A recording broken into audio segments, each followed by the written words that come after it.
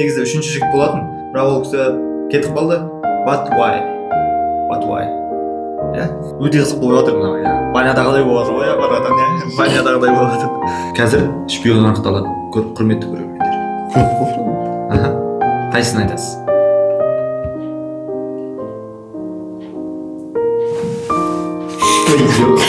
Армысыздар, құрметті көрермен, біздің M-Talks YouTube арнамызға қош келдіңіздер. Бүгін бізде қонақта біреу білсе, біреу білмейтін қонақтарымызбен бірі танысып өтсек. Сәлем баршаға. Менің есім Дінмұхаммед. Менің есім Дінмұхаммед. Қазіргі таңда Бөкетов 2-ші курс математика пәні. Болашақ мұғалімі.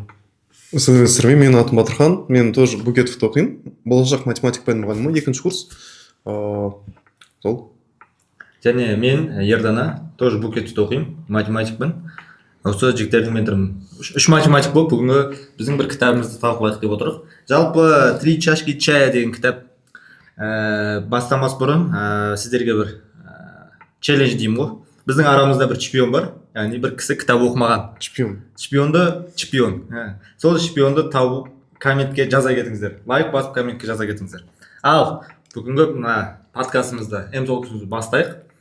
Ең алғашқы бір сұрақ деймін ба, бір андай форматта болса, еркін, әркім өзінің ойын айтатын, әркім өзімен не ойлайтын, не түсінетін, кітаптың қалай өзінің санасында өрбейтінін айтсаңыздар, сол кезде бір толқымыз толық болады сияқты. Ал не дейсіз, Дінмұхаммед? Кітап қалай басылады жалпы?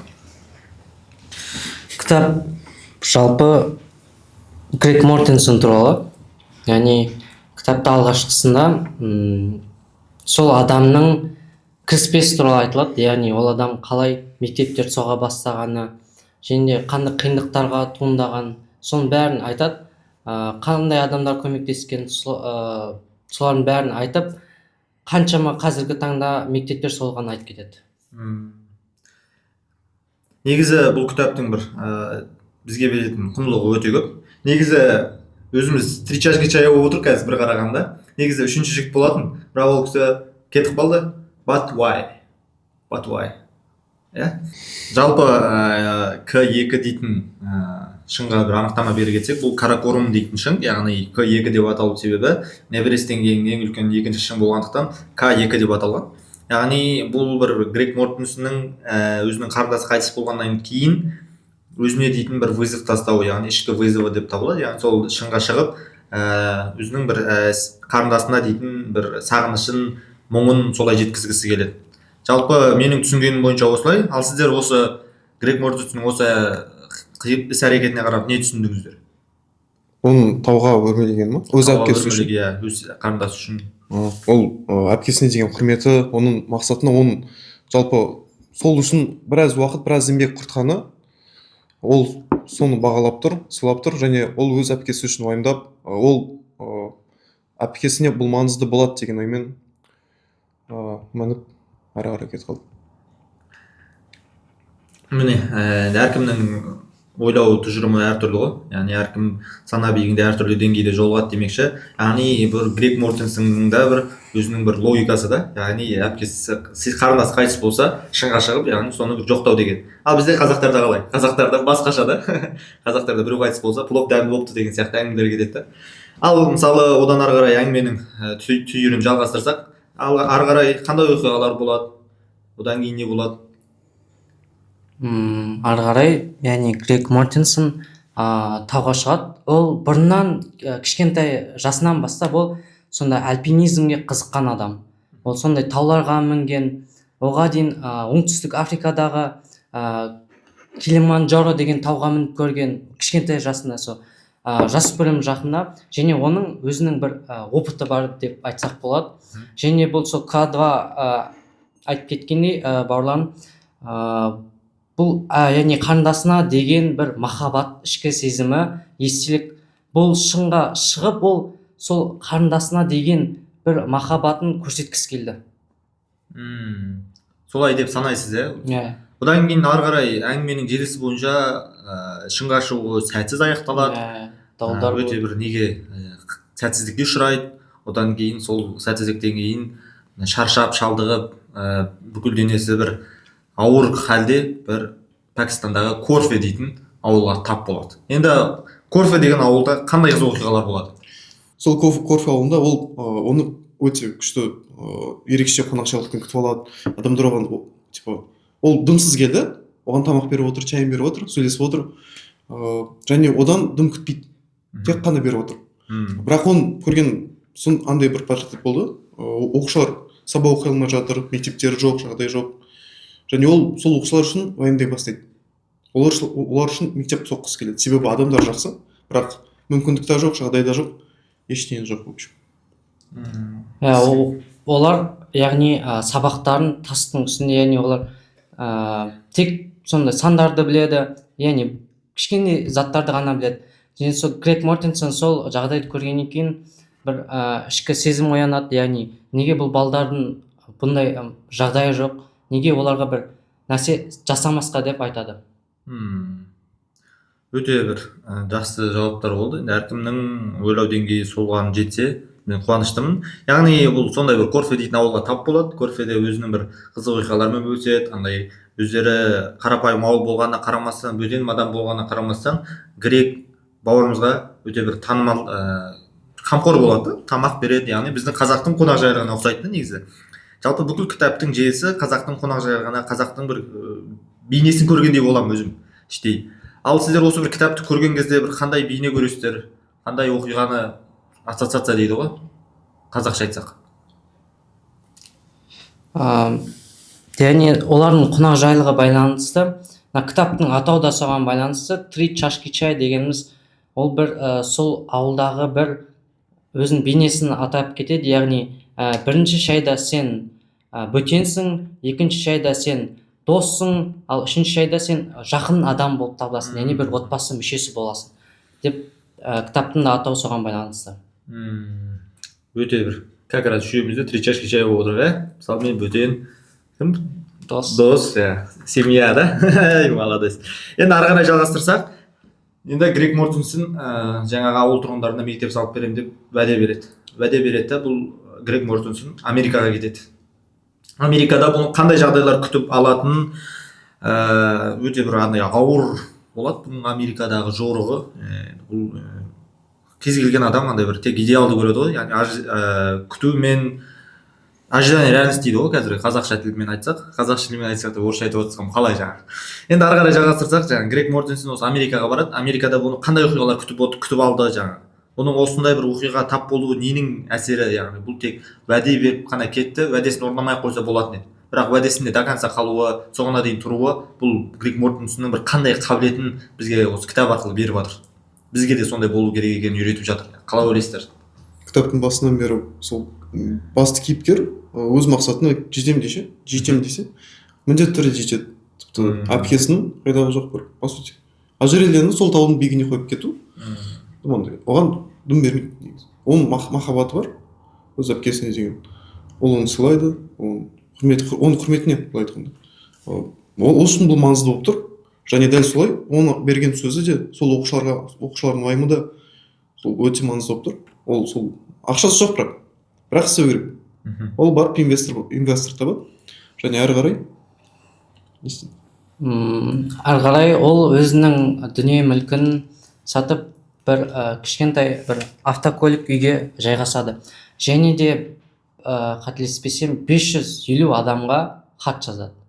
Және бұл хаттарында осы Пәкістандағы жағдайды айтады, және де бұл жағдайға ақша керек екенін айтады. Өйткені ол бір өзі бұл қаражатты көтере алмайды, және де инвесторлар іздейді. Бірақ және де көп деген адамдар оған жауап қайтармайды. Сол өкінішті екен. Ондай бір жылу таба алмайды негізі. Қазіргі заманда андай сондай да негізі, жылу таба алмайсың, жақсылық жасағың келеді, бірақ сенің қолың қысқа да. Ал жақсылық көп адамдар сенің жақсылығыңды қамтамасыз ететіндей, олардың бір андай уақыты жоқ, саған дейтін бір арналған бюджеті жоқ. Тек бір ғана кісі көмектеседі, ол кісінің аты Хойи дейтін бір ханым келіп осы Мортенсонға көмектесуге серт береді. Яғни бұл қарапайым бір уәде арқылы шыққан да. Яғни уәдеде қаншалықты бір нақты тұру керек екенін, өзінің айтқан сөзінде нақты тұру керек екенін бір көрсететін туынды деп санаймын. Жалпы одан ары қарай не болатынын айта кетсеңіздер. Жалпы кітап оқиғасымен ақырындап жүрсек, яғни сол желі бойынша бір андай өзіміздің бір ой толғауымызды бөлісіп отырсақ, яғни осы ойда маған осы жері жақсы өтті, мына жерінде маған мына Гректің мына оқиғасы, Гректің мына мінезі, Гректің мына әдісі маған ой түйді, ал мен оған қарап андай бір өзімнің қателіктерімді жөндеу арқылы бір болашаққа қадам жасайсыздар ғой.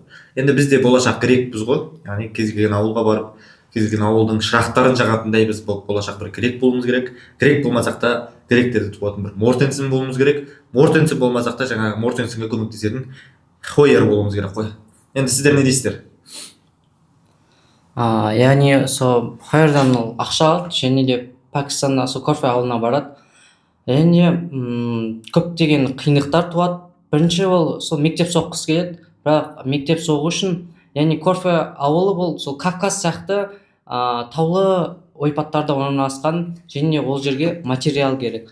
Материал жеткізу үшін оған бір мост соғу керек болды. Ол сол мостты соғу, бірінші мақсаты сол мостты соғып, содан кейін мектеп соғу болды.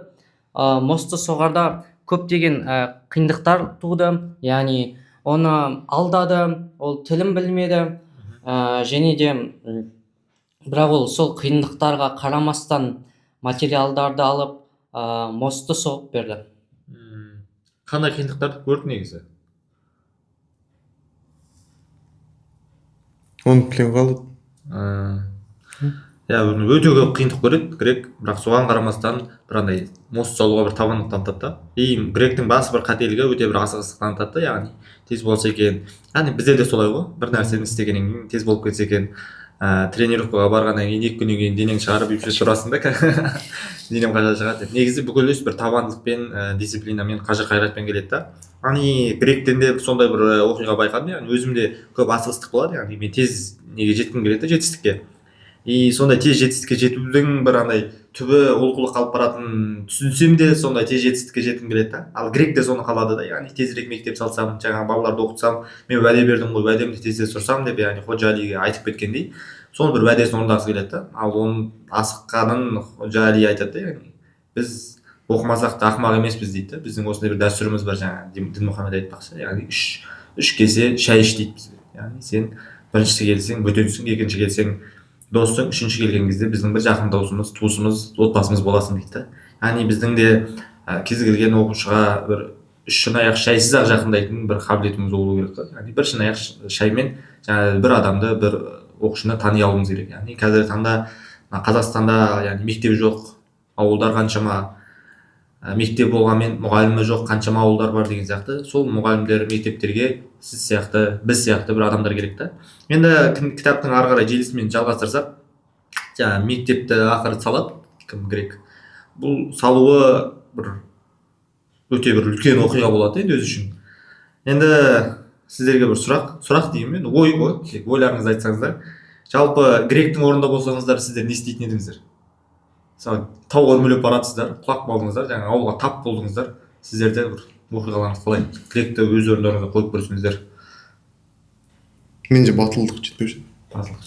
Мектеп соғуға, оның бәрін істемеге. Бірақ сөз де бермеуші едім, мектеп ашамыз. Мен тырысып көрші едім, болып сатса, бірден бәрі. Мен үшін, мен істегім келер еді, бірақ мүмкіндігіме қарай ғой. Мүмкін жеткенше істей аламын, бірақ одан ары қарай батылдығым жетпейді дейсіз ғой.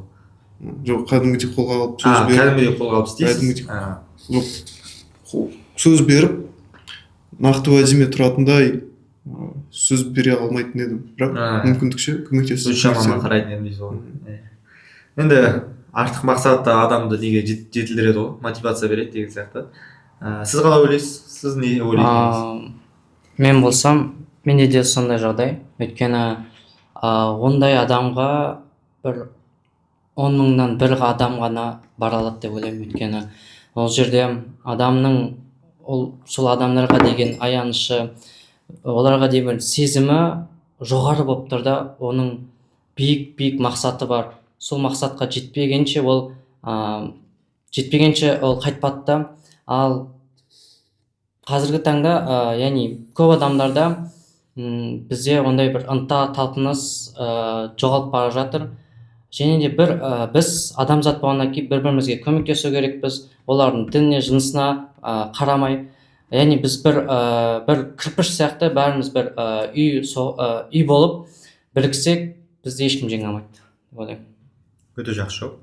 Бірақ түсінбедім да, неге 4 снайық тұр, біз үшеу-ақпыз деп. Біреуін алып тастау керек, жарайды, ойламаппыз ғой. Енді ары қарай жалғастырсақ, мына оқиға бір шарықтау шегі дейді ғой. Әңгіменің шарықтау шегіне келді да, мына өте қызық болып жатыр мына, банядағыдай болып жатыр ғой, баратан, банядағыдай болып жатыр. Енді ары қарай жалғастырсақ, осындай тәуекелге қарамастан, андай өзінің ерік-жігерімен, батылымен ақыры бір мектеп соғады да. Яғни бұл андай бір табандылықтың өзіне дейін берген уәденің бір сенімділігін береді. Яғни Ауғанстанда қыздарға арналған мектеп ашады. Яғни қыздар оқымайтын, қыздарын жастайынан ұзатып жіберетін елге қыздарына мектеп ашады. Бүкіл әлем экстремизммен күресіп жатқан кезде бұл кісі не істеді? Яғни экстремизмді мектеп кезінен бастап жоқ қылдырды. Өйткені оларға білім берді. Яғни қыздар білім алса, олар жақсы отбасын құрады, жақсы отбасы шықса, олардан бір жақсы адамдар шығады да, яғни халық түзеледі. Яғни қыз өссе елдің көркі деп бекер айтпайтын да сол да. Енді кітаптың соңын, яғни өздеріңіз болсаңыздар, жазушы болсаңыздар, кітаптың соңын қалай аяқтар едіңіздер? Кітаптың соңын білетін шығарсыздар, иә? Бір шпион бар негізі білмейді. Соны анықтай алмай отырық негізі қазір. Кітаптың соңы қандай болса, қалай жазатын едіңіз? Ол то есть мектепті ашты, сосын соны қалай бітеді ма? Сіз қалай бітіресіз? Мен оны сол ауылда әрі қарай оқушылармен жетілдіретіндей, барынша сол ауылда, сол кісі сол ауылға бір үлкен жақсы мектеп соғып берді. Инвестор тауып, біраз еңбектеніп, және ол сол ауылдың бір мүшесі ретінде смело атауға болады. Ол сол ауылға, білмеймін, бір жарты жылда бір болсын, келіп, көрісіп, амандасып, оқушылардың қалай екенін, мұғалімдер қалай екенін бәрін сұрастырып, солай аяқтайтын едім. Ол әрі қарай өз жұмысымен, әрі қарай бір тауларға өрмелеп жүре беретін еді. Өз Happy end болады дейсің. Жақсы. Мен болсам, сол мектептер көбейтетін едім, өйткені қазіргі таңда стан деген бір жалғау, ол бір жағымсыз естіле бір нәрсе. Бірақ ол жамсыз болып естіліп көрінеді. Яғни мысалы бізде Пакистан, Афганистан бар. Және сол Грег Мортенсон, яғни сол экстремизм, терроризм дегенге білімсіздік жатқанын түсінеді. Яғни сол білімсіздік сондай нәрселерге апарады. Сол шешім, ол білім, яғни сол қыздарға білім беру, қыздарға да ол жерде шектеу бар. Және сол Грег Мортенсон ол шектеулерді алып тастады деп ойлаймын. Және қыздар да бірдей болып, олар да білім алып, сол бір яғни Ердан ағай айтып кеткендей, олар сол тірек деп ойлаймын. Яғни ана дегеніміз ол сол бір отбасының тірегі, анаға қарап балдары солай болады, және де бүкіл адамзат да солай болады деп ойлаймын. Ары қарай? Кітап немен бітетін еді? Егер сіз ақыр болсаңыз. Сол мектептер көбейе беретін еді, білім алатын еді, солай бітетін еді. Жалпы осы бір Грег Мортенсонның өмірінен, жалпы осы кітаптан өздеріңізге ұнаған бір фраза. Фраза. Қазір шпион анықталады, көп құрметті көрермендер. Көп қой фраза. Қайсысын айтасыз?